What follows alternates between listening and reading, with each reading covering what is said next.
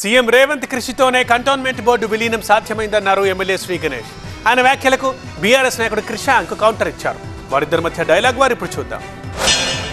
మన ముఖ్యమంత్రి గారు రేవంత్ రెడ్డి గారు అనేక సార్లు కంటోన్మెంట్ సమస్యలు పార్లమెంట్లో ప్రస్తావించి పోరాటాలు చేశారు. వారికి పూర్తి స్థాయిలో కంటోన్మెంట్ సమస్యల అవగాహన ఉంది కాబట్టి వారు ముఖ్యమంత్రి కాగానే ఇమీడియట్గా ప్రధానమంత్రి గారితో, డిఫెన్స్ మినిస్టర్ తోటి, సంబంధిత అధికారులతో మాట్లాడి మూమెంట్ చేసిరు.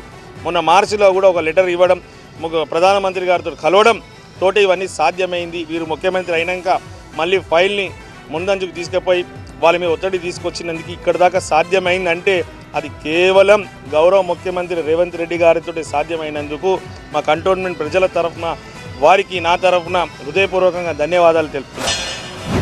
23 మే 2022లోనే అప్పటి ముఖ్యమంత్రి కేసీఆర్ గారు కంటోన్మెంట్ బోర్డును రాష్ట్ర ప్రభుత్వంలో విలీనం చేయాలి అని సూత్రప్రాయంగా ఒప్పుకున్నట్టు కేంద్ర ప్రభుత్వానికి రాసించినట్టు ఈ లేఖలో ఉన్నది. కానీ రేవంత్ రెడ్డి గారు కాంగ్రెస్ ఖాతాలోకి వేసుకుంటున్నది. పాలాభిషేకాలు మొత్తం మేమే చేసుకుని వచ్చినాం. విచిత్రం ఏంటంటే దేశవ్యాప్తంగా తీసుకున్న నిర్ణయం అది.